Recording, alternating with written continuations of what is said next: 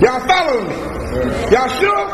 So you got to understand this. You can't share this with nobody else if you don't understand it. The worship of Serapis. You see, this dude, Ptolemy the First, there it is. That's Serapis, the Egyptian version of Serapis, dating back to approximately 350 BCE. This is the image that they made in honor of Ptolemy the First Soter. All right. Okay? What is Serapis? They took the name Osiris and combined it with the word Apis, which means the bull. Osiris. It became Serapis. Now here's the deep thing about it. Ptolemy the First tried to incorporate the religion of the Greeks into Egypt by creating the worship of a new god. And this was that god, in honor of him, called Serapis.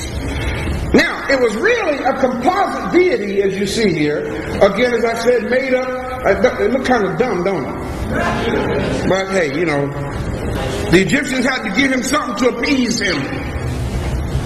Okay? And as you see here, over here is the Greco-Roman version of Serapis, the painting. How do you know that's Serapis? By the cup on top of his head. Y'all see it? Now, what year are we talking here? Greco-Roman, 135 BCE. So this can't be Jesus. If he had existed, it can't be Jesus. You follow what I'm saying? This is the image that the Greeks made the Africans worship. Yeah, buddy. In fact, to show you how deep this goes, there was a correspondence from Emperor Hadrian referring to the Alexandrian worshippers. Where's Alexandria? Come on, talk to me. Where's Alexandria? In Egypt, Africa, right? Yes. The Alexandrian worshippers of Serapis calling themselves what?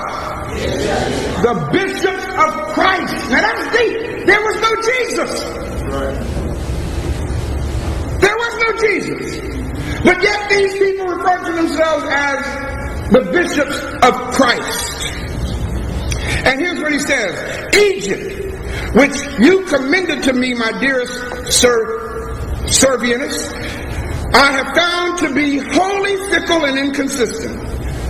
Putting down Egypt, okay. I can deal with that. And continually wafted about by every breath of fame. The worshippers of Serapis here are called what? Wait a minute. The worshippers of Serapis are called Christians. And those who are devoted to the god Serapis, I find, call themselves the bishops of Christ. Don't take my word for it, family. Go verify it. Just type this in right here on the internet. This whole thing will come up. Now, what does that mean? That means, brothers and sisters, that in Africa, this image of Serapis that goes all the way back to 350 BCE had become the object of worship. Y'all follow me? This was by command. Arius. Everybody say a brother called Arius. A brother called Arius. He had a problem with it. And he made some noise about it. They say this, and I wonder how true it is. The only thing necessary for falsehood or evil to triumph is for good men or women to remain silent. Follow what I'm saying? Falsehood was on the loose. A black man named Arius from Libya came forth and said, enough is enough. He began to explain to them, and you all see what years he lived here, 256 to 336 AD. So guess what? We're talking about the time of the Council of Nicaea, 325 AD. Needless to say, you see, he died 11 years later. Okay? And I wonder, did he die or was he killed? Arius. Yeah, buddy.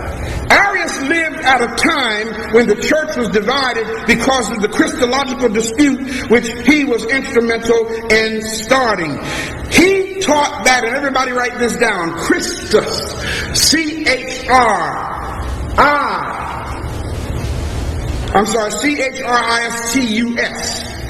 Christus.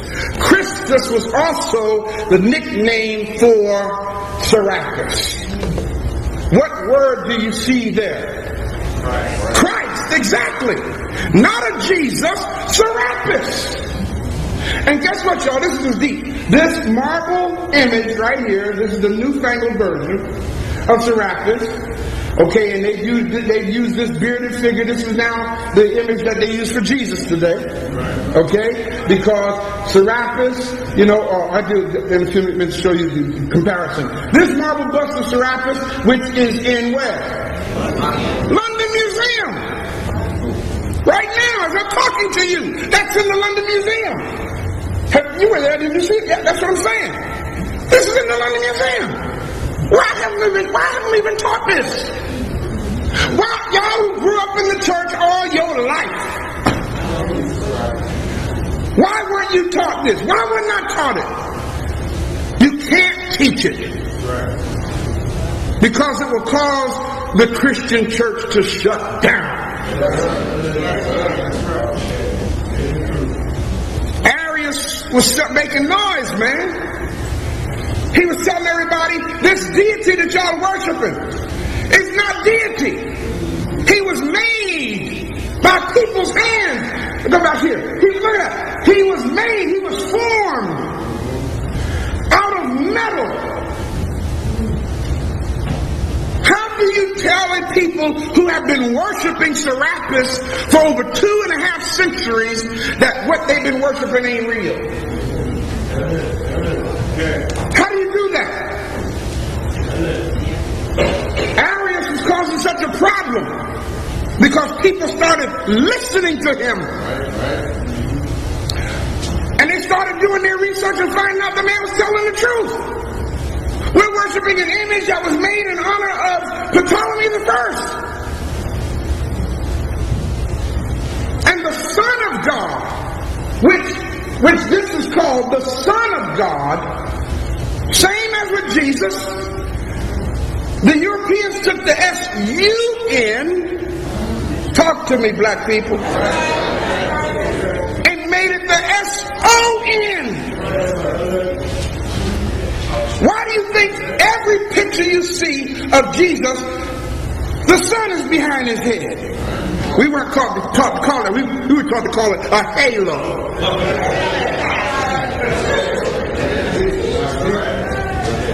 I dare you to go down here to the Catholic Cathedral on Lindell, is it? All you gotta do is walk in there and walk up to the altar and you see exactly what I'm talking about. They got this big pearly white Jesus on the cross with the sun behind his head. Meaning he is a Sa-Ra, a son of Ra. And Ra was called, or God was called Ra in ancient Egypt. Are y'all following what I'm saying? Arius came along and he began to mess up everybody's program. He started telling people, y'all are believing in a statue. And guess what, y'all? Some of y'all do too. Some of y'all got the statue, little tiny one hanging around your neck. Yes, you do. And I mean, I have to put it out again. Why do you keep celebrating that? Why do you keep celebrating death?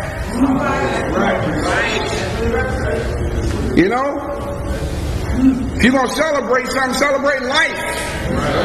Why is it that nobody yet? I should patent this thing and make some money. Just so I can pay some bills. I should patent this thing. I should actually patent, and I'm giving somebody a secret to become a millionaire now. Okay, go out here and patent, and don't forget me when you do now, alright? Go out of here and patent an empty tomb.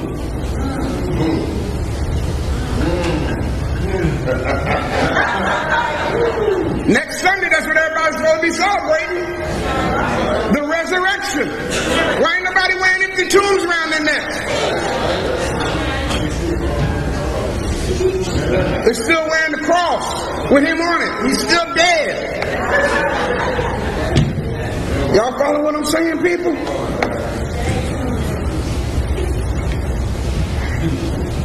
Arius caused such a problem for the clergy coalition of his day. He caused such a problem for the ministers' union of his day. He caused such a problem for the ecclesiastical dignitaries of his day that they had, really, people were starting to leave their churches and going to listen to Arius. So what happened, for the sake of stability in the Roman Empire, Constantine called a council and summoned all the bishops of the Roman Catholic Church to this council meeting. It was called the Nicene Council. And in this council, the first order of business was to discredit and silence Arius. We got to stop this man. Yes, black man from Libya. We got to stop him. He's telling the truth. But we don't need for the people to know that. Y'all hearing me? So they convened a council meeting and they came up with a creed. Now mind you, when this council meeting was called, there was no Jesus.